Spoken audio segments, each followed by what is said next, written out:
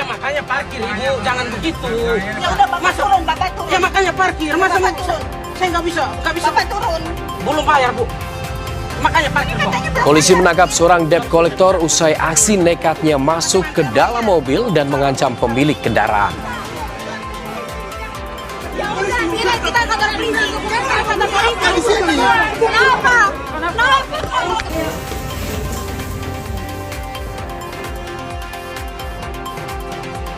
Karhutla meluas, Presiden minta polisi, kejaksaan, dan aparat intelijen usut korporasi yang diduga terlibat pembakaran hutan dan lahan.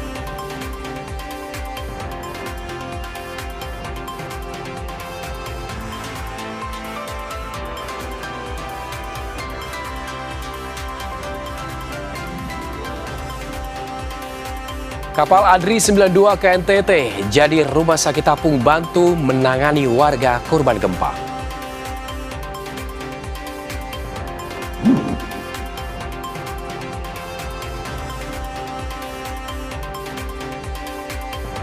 Amerika Serikat, Iran saling ancam soal sanksi ekonomi yang dijatuhkan Trump.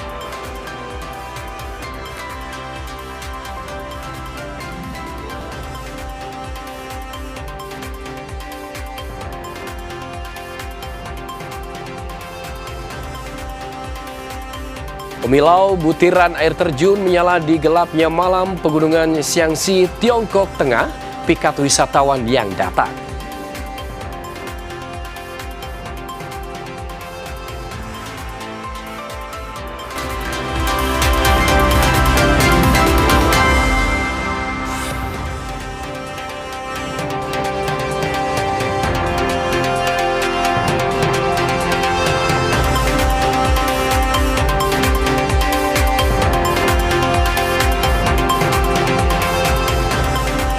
Apa kabar saudara, Kompas Malam kembali hadir ke depan Anda bersama dengan saya Arizona Galih. Selain 5 sorotan utama tadi, sejumlah informasi menarik juga telah kami siapkan pada malam hari ini hanya di Kompas TV Independen terpercaya.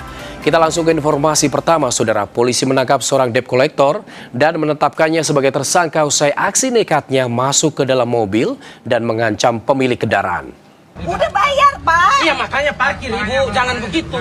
Ya udah bapak turun, bapak turun. Ya makanya parkir, masa bapak turun. saya nggak bisa. Bapak turun. Belum bayar bu. Makanya parkir bu. Katanya belum bayar. Pelaku nekat masuk ke dalam sebuah mobil dan menuduh pemilik kendaraan belum membayar cicilan hingga hendak mengambil kendaraan secara paksa. Tak lama, polisi kemudian menangkap pelaku. Pelaku kini dijerat pasal berlapis dengan ancaman hukuman 1 tahun 6 bulan penjara.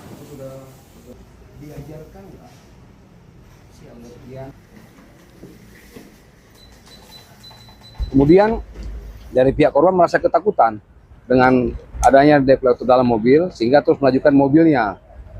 Kemudian di mobil tersebut terjadi pembicaraan dan ancaman apabila mobil ini tidak berhenti atau tidak menuju ke kantor mereka maka akan dilakukan ancaman kekerasan. Sampai saat ini perkaranya tetap diproses. Artinya tidak ada pencabutan perkara dari si pelapor terhadap laporannya. Masih kita proses sampai saat ini dan terlapor sudah kita amankan. Sebelumnya saudara, usai pelaku ditangkap sempat terjadi cekcok antara rekan debt collector dan keluarga korban.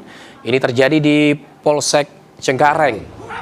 Keributan terjadi lantaran pihak keluarga korban tidak mau mencabut laporan ke kepolisian dan berdamai dengan pihak pelaku.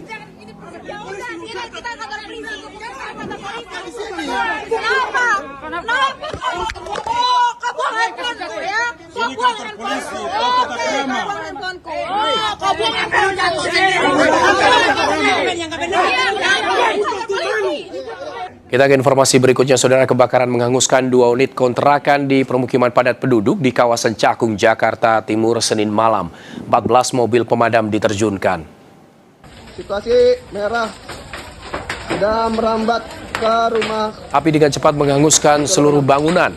Warga mendengar sejumlah ledakan dan lokasi. Warga yang panik berhamburan menyelamatkan diri. Tidak ada korban jiwa akibat kebakaran ini.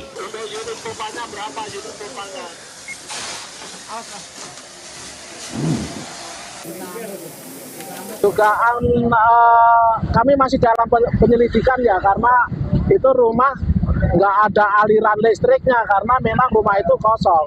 Untuk sumber penyalaannya itu di rumah kosong, dan ini mungkin dalam penyelidikan nanti akan disampaikan dari hasil penyebab kebakarannya.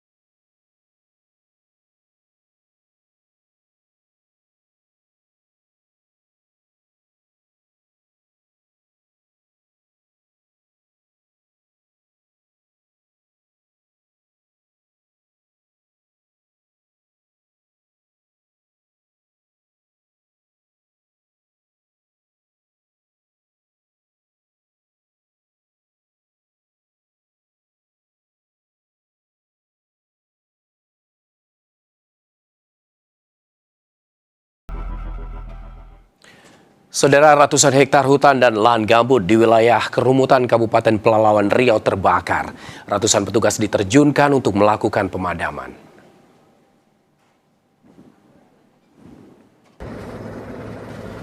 Hingga kini, saudara, kepulan asap dari kebakaran hutan dan lahan gambut yang terjadi di wilayah Kerumutan Kabupaten Pelalawan Riau terus meluas. Diperkirakan luas lahan yang terbakar telah mencapai 700 hektar. Meluasnya kebakaran juga disebabkan akibat kondisi cuaca panas serta kencangnya angin. Sebanyak 300 personel gabungan telah diterjunkan ke lokasi untuk memadamkan titik api. Akibat kondisi ini, beberapa posko telah berdiri dan puluhan sekolah diliburkan.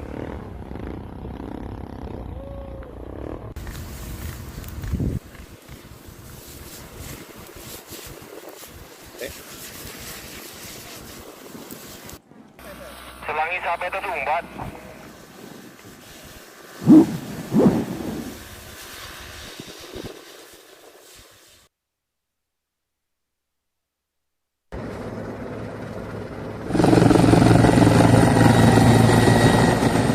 Kebakaran hutan dan lahan di Kecamatan Kerumutan Kabupaten Pelalawan terus meluas.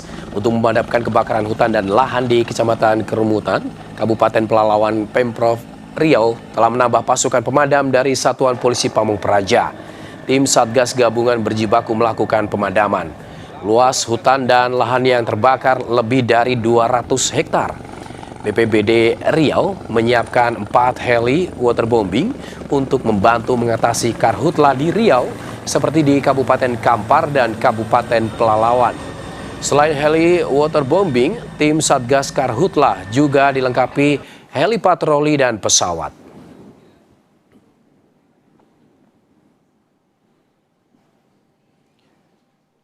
Saudara, Presiden Prabowo Subianto meminta polisi, kejaksaan, dan aparat intelijen menyelidiki korporasi yang diduga terlibat pembakaran hutan dan lahan. Prabowo menegaskan izin seluruh korporasi bisa dicabut jika ditemukan indikasi keterlibatan dalam pembakaran. Permintaan ini disampaikan Presiden Prabowo saat memimpin rapat penanganan Karhutla di Lanut Rusmin Nuryadin, Pekanbaru, Riau. Presiden meminta aparat mencegah pembakaran lahan secara sengaja, termasuk dengan memberikan edukasi kepada masyarakat di tingkat desa. Masyarakat yang membutuhkan lahan untuk pertanian diminta melapor kepada pemerintah daerah agar pembukaan lahan dapat dilakukan dengan cara yang aman. Apalagi kalau ada korporasi yang menyuruh, itu saya minta polisi, kejaksaan selidiki, intelligence selidiki, ya. Kalau ada indikasi segera laporan, kita segera cabut. Siapapun, korporasi apapun, ada sedikit indikasi mereka ikut menyuruh membakar-bakar, kita cabut izinnya. Seluruh izin korporasi itu kita cabut. Saya tidak main-main, ya. Tolong. Kepolisian saya kira di sini main peran yang sangat penting. Saudara, 2 pekan kebakaran hutan dan lahan di sejumlah wilayah Indonesia kian merajalela. Asap pekat beracun semakin mengancam kesehatan warga hingga menyebabkan kasus ISPA meningkat.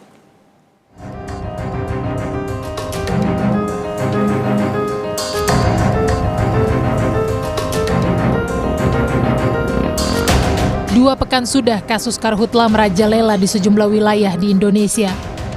Di tengah ancaman kesehatan akibat kepungan asap pekat, warga tetap harus beraktivitas. Siswa di Banjarbaru misalnya, yang tetap berangkat ke sekolah di tengah terpaan kabut asap. Orang tua yang mengantar anaknya ke sekolah pun mesti memperlambat kecepatan kendaraan untuk menghindari resiko kecelakaan karena jarak pandang yang terbatas. Masker pun jadi pakaian wajib untuk mengantisipasi resiko kesehatan. Sementara di Pontianak, para guru SD 31 Pontianak Barat tetap datang ke sekolah, meski kegiatan belajar mengajar dilakukan secara daring. Di SD Negeri 31 Kecamatan Pontianak Barat, karena hari ini didaringkan, untuk jadwalnya masih sama seperti biasa. Kabut asap yang ada di taraf budaya ya kota Pontianak ini udah bahaya. Kalau untuk guru-guru ya Bang, memang ada yang batuk. Dari beberapa minggu yang lalu memang ada yang batuk, pilek juga. Dampak kabut asap akibat kebakaran hutan dan lahan di Banjarbaru, Kalimantan Selatan dirasakan langsung oleh warga yang menderita sakit asma. Noradia, perempuan 30 tahun ini, hanya bisa mengandalkan obat dan inhaler untuk meredakan sesak nafasnya. Kalau menghirup kabut asap tuh rasa nyesek gitu, nah kada bisa tidur, jadi tidurnya tuh sambil duduk aja, paling kayak gini nah, ikuti bantal, kayak gitu aja, kadang nggak bisa rebahan gitu nah. Jadi kalau udah nyesak pakai ini, kalau ini kadang mempan baru obat yang ini. Pemerintah menetapkan 6 provinsi di wilayah Kalimantan dan Sumatera sebagai area prioritas utama dalam penanganan darurat kebakaran hutan dan lahan, yakni Provinsi Kalimantan Barat, Kalimantan Tengah, Kalimantan Selatan, Riau, Sumatera Selatan, dan Jambi. Kementerian Kesehatan juga mencatat lebih dari 3 juta warga di 37 kabupaten dan kota terpapar langsung kabut asap per Agustus 2026. Di antaranya Provinsi Jambi, Riau, Sumatera Selatan, Kalimantan Barat, Kalimantan Tengah, Kalimantan Selatan, dan Kalimantan Timur. Kementerian Kesehatan juga menyatakan kasus infeksi saluran pernapasan terus meningkat di sejumlah wilayah tersebut. Saat ini tercatat 3.289.931 jiwa penduduk terdampak di 39 kabupaten kota, dengan titik populasi tertinggi berada di kota Banjarbaru, Kalsel sebesar 1,34 juta jiwa dan Kabupaten Kapuas Kalteng sebesar 420.000 jiwa. Polri telah menetapkan 72 tersangka dugaan tindak pidana kebakaran hutan dan lahan berdasarkan laporan dari 9 Polda seluruh wilayah Indonesia. Polri berjanji menindak tegas pembakar hutan dan lahan termasuk korporasi besar. Jumlah tersangka kurang lebih yang sudah ditetapkan adalah 72 orang tersangka perorangan. Setelah tadi ada hotspot, kemudian dicek, ternyata benar ada kebakaran, dan kebakaran itu patut diduga adanya kesengajaan. Kami akan kejar sampai orang yang menerima keuntungan atas pembakaran tersebut. Pemerintah juga mengungkap ada 4 korporasi yang diduga terlibat karhutla di Kalimantan Barat. Tadi dilaporkan ada 4 korporasi yang sedang dalam proses penyelidikan ya. Di dalam 2 rapat koordinasi tadi itu menjadi salah satu penekanan dari Bapak Presiden dan kita semua bahwa bila mana ditemukan ada tindak-tindak pidana yang memang itu melanggar dan menyebabkan terjadinya kebakaran, itu harus ditindak baik perorangan maupun korporasi-korporasi maupun individu-individu atau siapapun yang memberikan arahan atau perintah untuk melakukan pembakaran atau melakukan pembukaan lahan dengan cara membakar. Kesigapan negara menanggulangi bencana kebakaran hutan dan lahan dinanti masyarakat. Pemerintah mesti berpacu dengan waktu menghentikan api karhutla demi menyelamatkan banyak nyawa yang terancam. Tim Liputan, Kompas TV. Saudara, salah satu wilayah yang masuk 6 besar kawasan terdampak karhutla adalah di Jambi. Kita bahas penanganan kebakaran di Jambi bersama dengan Doni Sumatriadi, Kepala BPBD Kota Jambi. Selamat malam, Pak Doni. Selamat malam, Mas Gali. Ya, Pak Doni, bagaimana kondisi wilayah yang terdampak karhutla, terutama di Kota Jambi, Pak? Oke, baik. Izin Mas Gali dapat kami sampaikan, hari ini mencatatkan sejarah hotspot terbanyak di sepanjang tahun 2026. Hari ini sebanyak 432 hotspot yang berada di wilayah Provinsi Jambi.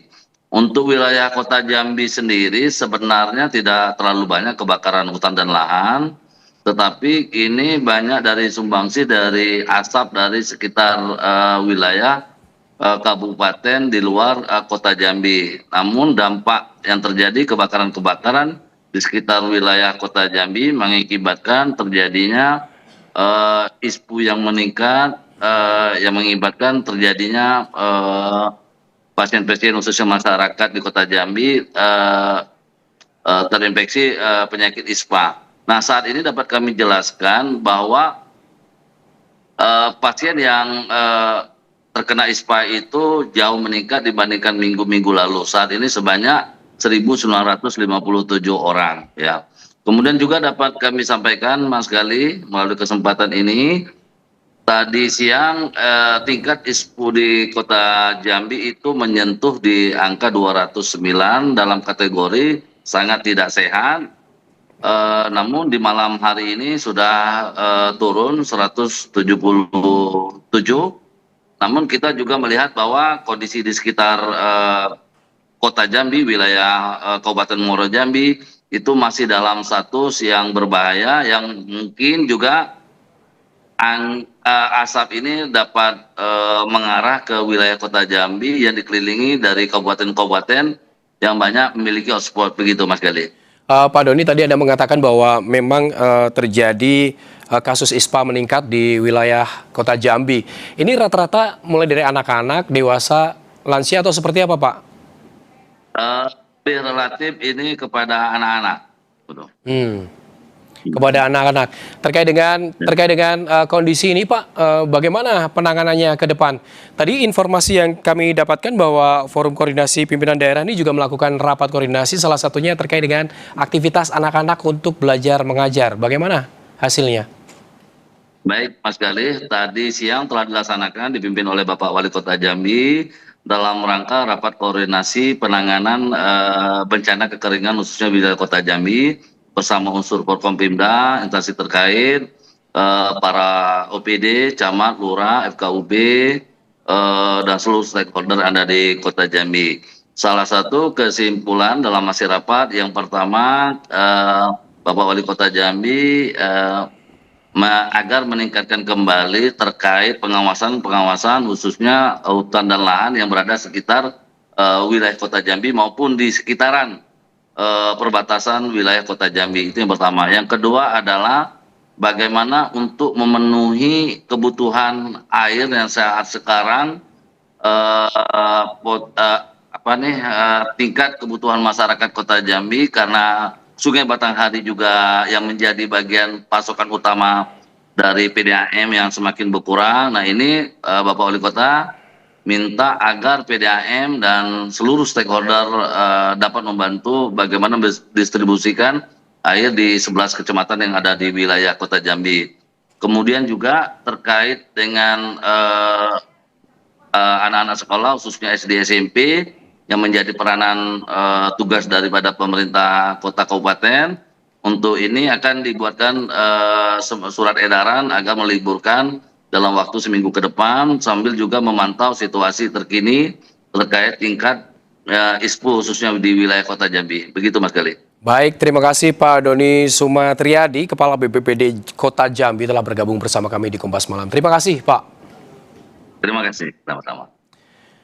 Saudara, sejenak kami akan masih kembali dengan informasi kapal Adri 92 jadi rumah sakit apung bantu menangani warga korban gempa di NTT.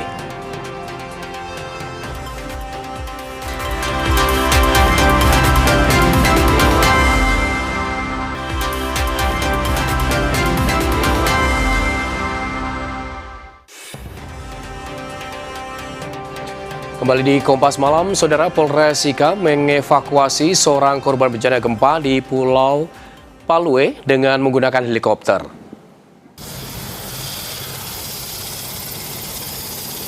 Evakuasi menggunakan helikopter BKO Baharkam Mabes Polri karena akses darat serta laut Pulau Palue, Kabupaten Sika, Nusa Tenggara Timur yang terisolasi. Warga Pulau Palue, Kabupaten Sika yang dievakuasi dilaporkan mengalami pembekakan pada kaki akibat tertimpa reruntuhan. Korban kemudian langsung dibawa ke Rumah Sakit TC Healers Maumere untuk mendapatkan penanganan medis lebih lanjut.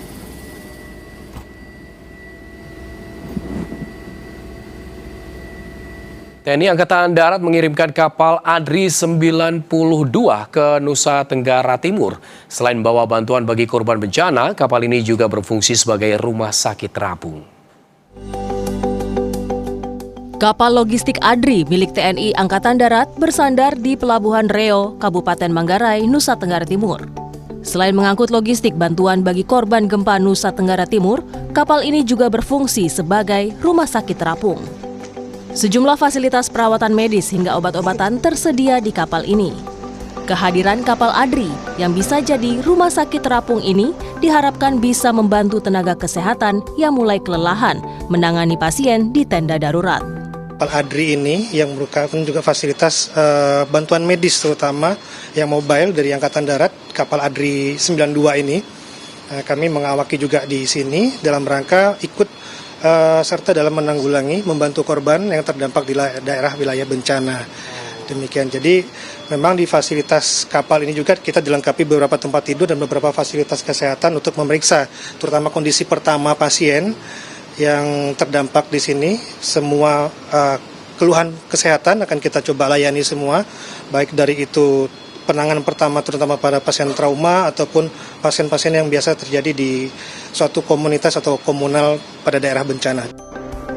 Total, 144 ton logistik dari TNI Angkatan Darat dibawa kapal ADRI 92 untuk memenuhi kebutuhan logistik bagi korban gempa NTT. Bantuan meliputi sembako, tenda, toren, hingga truk pengangkut logistik. Tim Liputan, Kompas TV. Untuk mengetahui pelayanan atau bantuan medis bagi korban gempa NTT di kapal ADRI 92, kita sudah bersama Kapten CKM Ari Kurniawan, dokter Rumah Sakit Kapal ADRI 92. Selamat malam Pak Ari. Pak Ari, kapal ADRI 92 ini selain membawa bantuan logistik juga jadi RS terapung. Pelayanan dan fasilitas medis di sana apa saja Pak?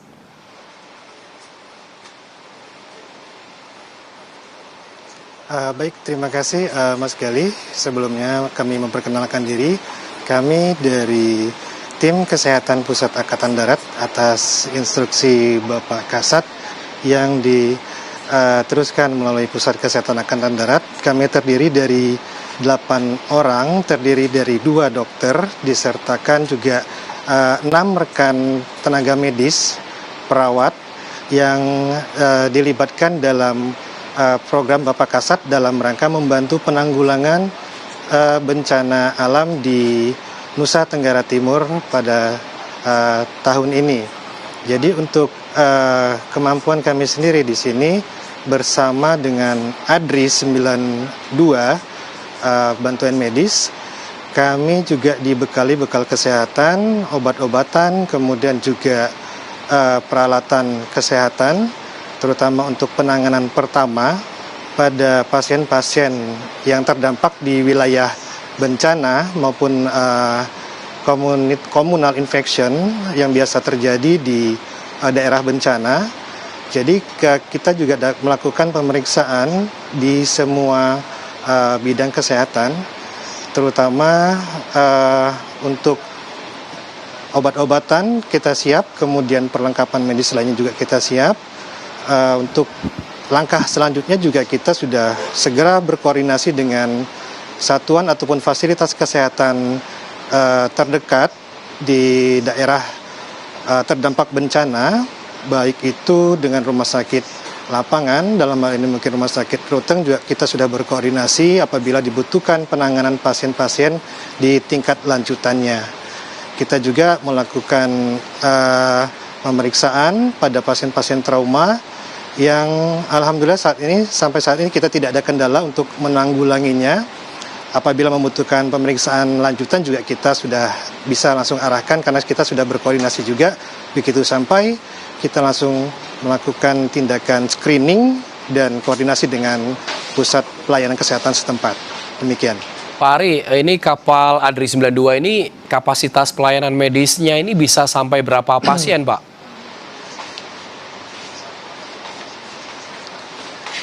Baik, untuk fasilitas kamar ataupun rawat inap dengan bed pasien kita sejumlah 6 bed tempat tidur. Kemudian juga apabila memang dibutuhkan kita akan siapkan di ruangan tambahan sekitar kurang lebih 40 sampai 50 tempat tidur. Demikian. Ada berapa dokter atau tim medis, Pak? Dan tindakan di sana itu biasanya apa saja? Apakah bisa sampai melakukan operasi juga?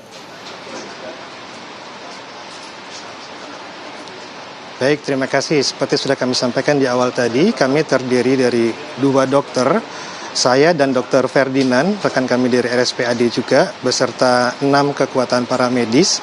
Di sini kami melakukan pengobatan dasar dan pelayanan umum, termasuk juga penanganan pertama pada pasien-pasien trauma. Demikian. Untuk tindakan operasi saat ini kita akan berkoordinasi dengan rumah sakit yang mempunyai fasilitas lebih lanjut. Demikian. Jadi ini untuk sistem untuk penanganan medisnya seperti apa? Ini kan kapal Adri berada di laut gitu.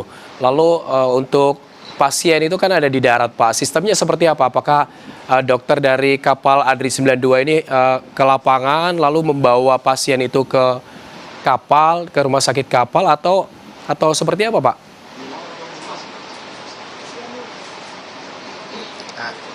Baik, terima kasih. Jadi untuk pelayanan kepada pasien sendiri, itu kita terbagi 2 tim pada setiap harinya. Jadi kita membentuk 2 tim. Satu tim untuk standby di rumah sakit apabila ada masyarakat yang memang membutuhkan dan datang sendiri ke pos pelayanan kita. Kemudian kita juga satu tim bergerak melakukan screening ke camp-camp pengungsian mandiri pasien. Apabila memang ada membutuhkan tindakan segera, kita langsung tangani melalui pemeriksaan, dan bila membutuhkan perawatan lanjutan semisal rawat inap yang kita bisa lakukan akan kita evakuasi ke pos kapal Adri, room kit kapal Adri 92. Demikian. Pak Ari, mungkin terakhir ini keluhan yang paling banyak dirasakan oleh warga korban gempa di sana rata-rata apa, Pak?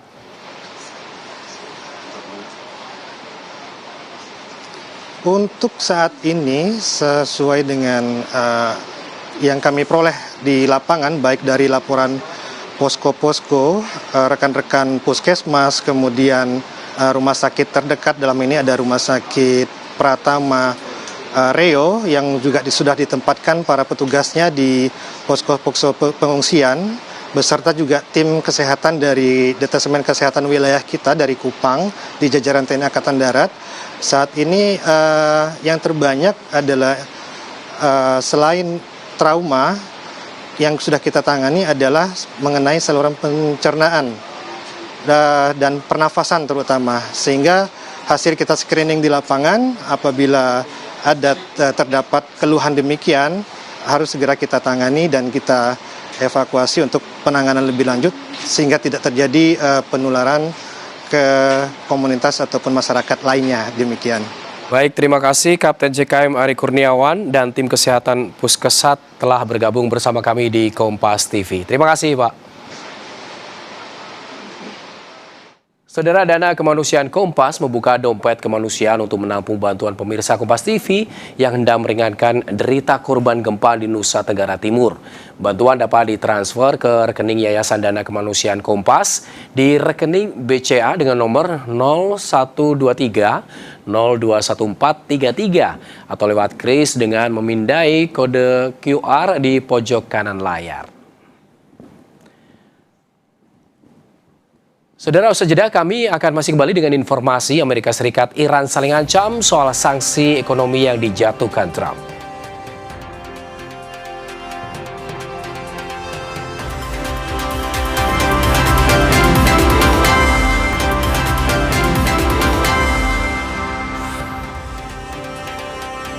Saudara, Amerika Serikat akan meluncurkan paket sanksi baru kepada Iran. Washington menyebut sanksi juga akan diberikan kepada negara yang melakukan bisnis dengan Iran.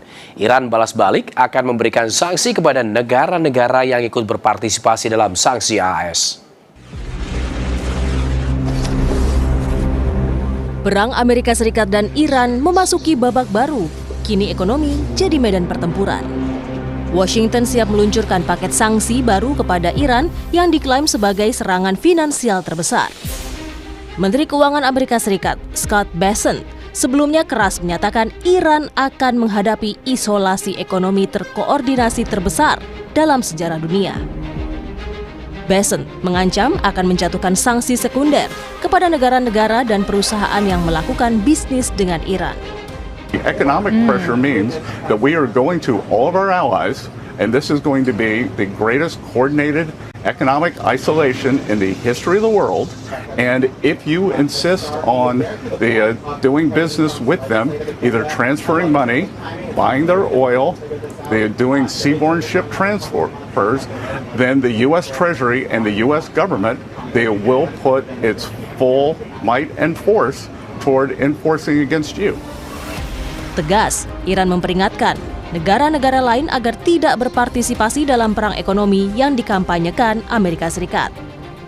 Sekretaris Dewan Keamanan Nasional tertinggi Iran, Mayor Jenderal Mohsen Rezai, menyebut jika tekanan ekonomi terjadi, maka negara manapun yang berpartisipasi akan menghadapi konsekuensinya. ما تا حالا به هیچ منافع آمریکا منافع اقتصادی حمله نکردیم. هیچ. پایگاه آمریکا رو زدیم درست. ما پایگاه آمریکا رو زدیم. چرا؟ برای اینکه از اون پایگاه به ما حمله شده. حالا اگه قرار باشه ما رو تحریم اقتصادی بکنن، مگه آمریکا کم شرکت نفتی و اقتصادی در اطراف ایران و در جاهای دیگه داره؟ خب ما اونا رو میزنیم. آیا این حرکت اقتصادی آمریکا به عنوان جنگ اقتصادی یک حماقت دیگه نیست؟ Praktisi hubungan internasional sekaligus pendiri Synergy Policies, Dina Prapto Raharja, menilai saat ini negara-negara Teluk mulai bergeser untuk mendukung Iran. Pilihan itu dinilai lebih menguntungkan. Mereka akan sangat memperhitungkan langkah Teheran, jauh lebih penting dari segi jarak ya, dan juga dari segi realita di lapangan berteman dengan Iran daripada Amerika Serikat yang jelas-jelas sedang berusaha berjarak dengan mereka. Itu artinya Amerika Serikat makin kehilangan dukungan internasional di sini. Saya melihat minimal di tingkat kawasan Timur Tengah sebenarnya negara-negara kawasan itu mengambil langkah-langkah taktis yang lebih menguntungkan dalam jangka pendek daripada menunggu atau mengandalkan Amerika Serikat yang kemungkinan besar sampai bulan November itu masih memikirkan dirinya sendiri. Di sisi lain, Tiongkok menyebut sanksi dan tekanan yang diterapkan Amerika Serikat terhadap Iran tidak akan menyelesaikan konflik. Tiongkok mendukung kesepakatan damai lewat jalur negosiasi. 制裁施压无助于问题的解决，中方呼吁相关各方采取负责任举措，通过政治外交途径解决问题。 Sebelumnya, Menlu Iran juga telah menunjukkan kepercayaan diri dan menegaskan sanksi ekonomi baru AS tidak akan berhasil seperti sejumlah kebijakan tekanan ekonomi Amerika Serikat sebelumnya.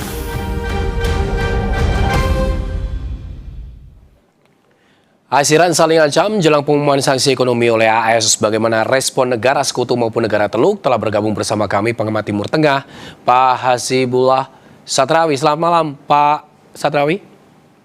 Selamat malam, Mas Gali. Pak, bagaimana dengan dampak sanksi ekonomi ini bagi negara Teluk jelang pengumuman AS? Ya, tentu kalau kita baca yang dilakukan oleh Amerika ini, sebelum kita lihat dampaknya kepada Teluk dan negara-negara sekutu yang lainnya, maka yang pertama, Mas, saya ingin katakan bahwa ini adalah bukan kebijakan baru. Saya mencatat hari ini dalam catatan saya sudah di hari ke-178 dari perang 28 Februari atau ke hari 45 dari perang bab kedua dari 11 Juli, maka sebenarnya perkembangan demi perkembangan sudah mengulang. Kenapa saya katakan mengulang? Karena perang ekonomi atau pendekatan ekonomi sebenarnya beberapa kali sebelumnya sudah terulang. Katakan paling tidak dari tanggal 13 April ya, setelah terjadi gencatan senjata 13 April itu Amerika mengumumkan yang namanya blokade terhadap perairan Iran. Bahkan kalau ditambah dengan waktu-waktu sebelumnya, puluhan tahun sebelumnya, maka sebenarnya pendekatan Amerika sudah menggunakan pendekatan sanksi atau perang ekonomi. Cuman sekali lagi memang kalau kita melihatnya kebijakan ini di dalam situasi sekarang itu ada dimensi baru dalam dua hal. Yang pertama bahwa ini akan memiliki dimensi yang jauh lebih kuat, jauh lebih mencekik, yang bahkan sampai pada tahap disebut akan dalam bentuk blokade total, baik udara maupun laut maupun juga darat ya. Dan ini sekali lagi akan sangat kuat dampaknya kepada Iran. Tapi persoalannya ini yang menurut saya yang kita harus lihat, apakah ini akan berdampak positif terhadap kepentingan Amerika, terutama kepada persekutuan? Menurut saya belum tentu. Justru itu maksud saya dimensi kedua yang coba dibawa oleh Trump dengan pendekatan ini, yaitu bahwa Trump dari awal terutama di periode keduanya ini melakukan berbagai macam kebijakan yang dimaksudkan untuk katakanlah America First, tapi justru dilakukan dengan melanggar prinsip-prinsip katakanlah disebut sebagai persekutuan. Nah, apa yang baru sekarang menurut saya adalah aspek itu, bahwa sanksi ekonomi, perang ekonomi di era Trump itu dilakukan dalam konteks mengabaikan prinsip-prinsip persekutuan. Karena itu kalau ini kemudian dipahami dalam konteks kepentingan persekutuan, terutama negara-negara Arab Teluk, bahkan juga Pakistan dan negara-negara lain, justru ancaman Amerika, strategi Amerika sekarang ini akan semakin membumi hangus kepentingan-kepentingan sekutunya. Dan itulah kemudian kita bisa memahami, paling tidak saya memahami, kalau sekarang ini kayak semacam berkejar dengan waktu, karena direncanakan kan kurang lebih sore waktu Timur Tengah atau tengah malam waktu kita, itu paket ini akan diumumkan oleh Amerika. Dan kita tahu hari ini komandan militer Pakistan itu berada di Iran, bahkan besok juga direncanakan pejabat-pejabat Oman juga akan ke Iran. Kenapa? Karena sekali lagi ketika Amerika mencoba memaksa seperti ini, maka sebenarnya ini kayak semacam ibarat kayu justru menyodorkan negara-negara sekutu Amerika ini kepada api konflik. Karena sekali lagi yang akan menjadi sasaran oleh Iran adalah bukan Amerika yang jauh di sana. Iran sudah menyatakan kalau ini betul-betul dilakukan, maka yang pertama bahwa negara-negara sekitar, negara-negara Arab Teluk terutama kalau membantu kebijakan ini,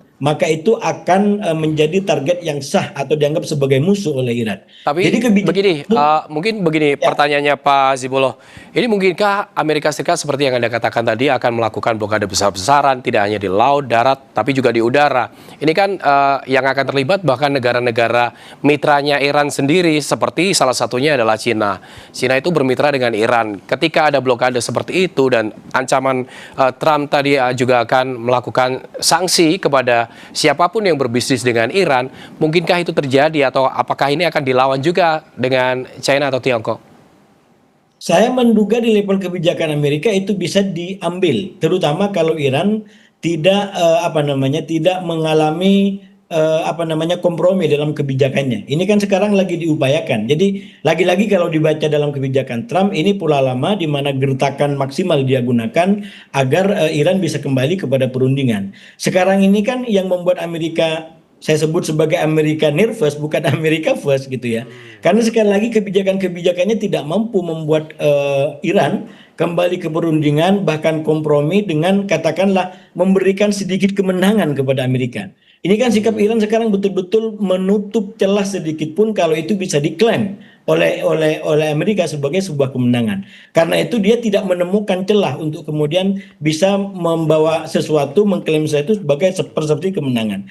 Nah, menghadapi itu maka mau tidak mau dia harus meningkatkan ancaman. Dan pendekatan sanksi sekarang ini, ancaman sanksi ekonomi ini atau perang ekonomi ini harus dipahami dalam konteks upaya dia. Karena itu kita tidak memahami secara terpisah apa yang sekarang disampaikan oleh katakanlah Asim Munir, komandan militer Pakistan di Iran, atau bahkan besok dari pejabat-pejabat Oman akan di Iran, itu bisa dipahami sebagai cara Amerika untuk membuat Iran kembali perundingan sehingga dia tidak perlu memberlakukan ancaman yang sudah disampaikan. Nah, persoalannya apakah Iran mau? Saya membaca sampai sekarang Iran tidak bergeming, Iran tidak mau merespon tawaran-tawaran daripada Amerika. Nah, oleh karena itu kemungkinan ancaman ini diwujudkan itu cukup besar menurut saya. Dan kalau itu dilakukan, maka sudah pasti secara kalkulasi ini justru akan merugikan bagi sekutu-sekutu Amerika, terutama di Arab Teluk yang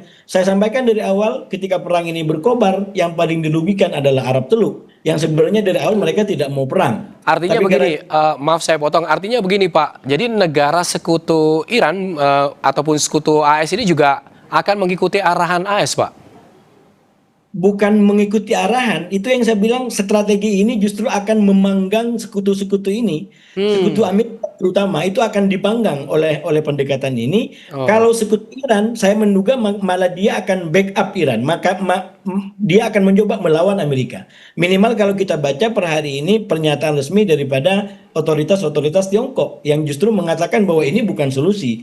Jadi itu jelas dia memiliki sikap bahwa dia tetap memberikan pandangan positif atau bahkan dukungan kepada Iran. Apalagi sekali lagi dalam ilmu ekonomi kan nggak mungkin kemudian mereka berpaling dari Iran. Kenyataannya mereka dapat barang lebih murah, bahkan mungkin sama bagusnya. Jadi secara ekonomi mereka akan ambil kepada Iran daripada Amerika yang justru tidak dapat apa-apa. Sekarang yang bersekutu dengan Amerika dapat apa? Tidak dapat apapun. Negara Arab Teluk tidak apapun kecuali kerugian ekonomi, kerugian politik, dan sekali lagi ini jangka panjang bisa membuat kalkulasi negara-negara Arab Teluk berubah.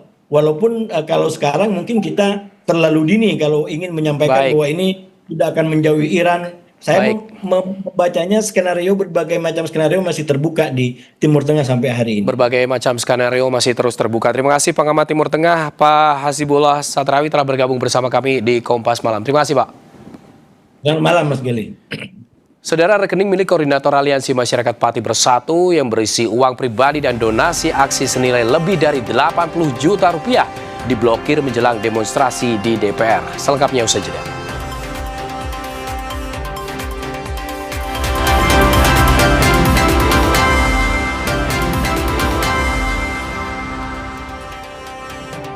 Saudara, Koordinator Aliansi Masyarakat Pati Bersatu Supriyono menjelaskan soal awal mula rekening bank miliknya yang berisi uang pribadi dan donasi aksi senilai lebih dari 80 juta rupiah diblokir menjelang demonstrasi di DPR. Dana yang tersimpan pada salah satu bank plat merah yang akan digunakan untuk menyewa bus dari Pati berkaitan dengan demo akan digelar pada 27 Agustus 2026 hingga Minggu pukul 11 pagi masih terblokir. Supriyono menyatakan aksi blokir bukan hanya menyasar rekening pribadinya, namun akun media sosialnya. Tanggal 22 jam 11 siang itu akun TikTok saya diblokir. Setelah itu jam 1 rekening saya diblokir. Terus jam 3 pagi WA saya hilang. Tulisannya saldo terblokir sekian puluh juta. Terutama di medsos, itu saldo saya muncul, tapi tidak bisa untuk transaksi. Ya masih diblokir. Rencana untuk bayar sewa bis. Informasi terakhir hari ini ternyata ya, bis yang sudah di DP sama kami dibatalkan semua. Polisi merespons soal informasi terkait pemblokiran rekening Koordinator Aliansi Masyarakat Pati Bersatu Supriyono. Kabid Humas Polda Metro Jaya Kombes Budi Hermanto menjelaskan, surat yang diajukan penyidik terkait rekening Koordinator Aliansi Masyarakat Pati Bersatu Supriyono bukanlah pemblokiran melainkan penundaan transaksi. Pemilik rekening juga akan dimintai klarifikasi soal aktivitas transaksi dan tujuan penghimpunan dana.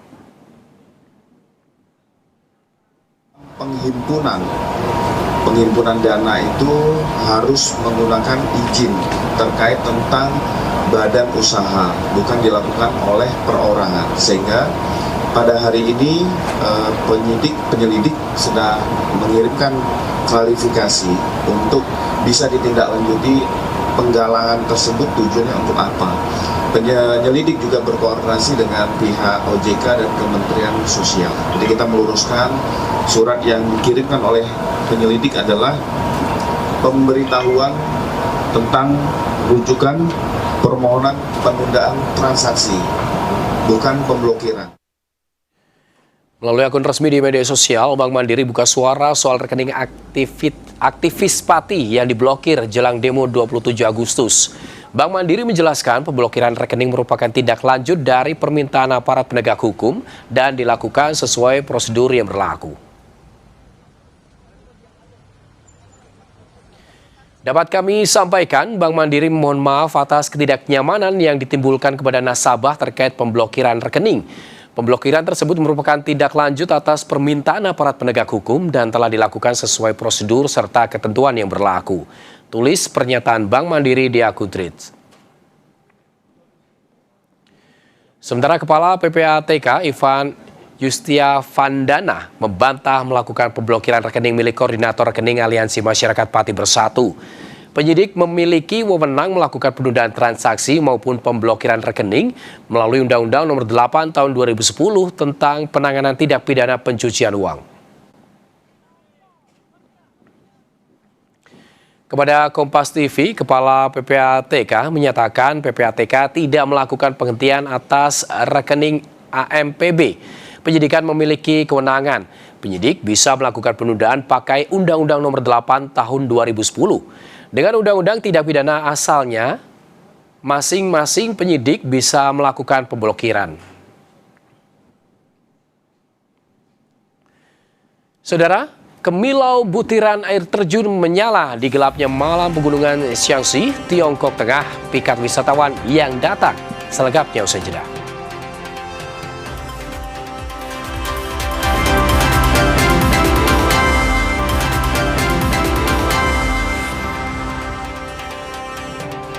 Saudara, air terjun megah di kota Furong, Tiongkok Tengah membelah dua desa bersejarah berusia ribuan tahun. Saat malam hari, air terjun ini bersinar menerangi kota kuno Tiongkok dan menjadi daya tarik wisatawan.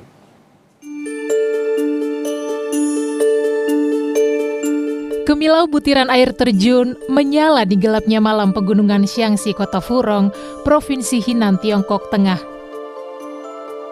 Air terjun yang megah mengalir deras dari ketinggian 30 meter dan membelah dua desa bersejarah berusia ribuan tahun. Saat malam hari, air terjun bersinar menerangi kota kuno Tiongkok dan menarik wisatawan lokal hingga mancanegara. Wisatawan bersuah foto di dekat air terjun setelah menyusuri batu-batu pijakan di tengah kabut yang mengepul. Seorang turis terpukau dengan pemandangan air terjun Furong dan menyebutnya sebagai surga yang turun ke bumi. 第一眼给我的感觉确实很震撼，因为一个瀑布从两座城之间穿过的话，我觉得确实很震撼，而且对于我们90后来说哈，能让我第一时间想到的东西就是《仙剑奇侠传》，感觉很有当地的特色，很有当地的风土人情。 Air terjun Furong dikenal sebagai air terjun penopang kota berusia ribuan tahun dan dikelilingi rumah-rumah panggung tradisional suku Tujia.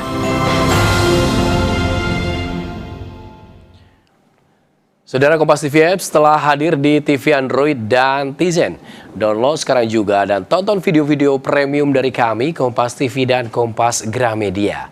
Terima kasih Anda telah menyaksikan program Kompas Malam hari ini. Perbarui terus informasi ada di Kompas TV dan minum air mineral dengan kemurnian optimal yang murni pasti sejuknya. Saya Arizona Gali, terima kasih. Sampai jumpa.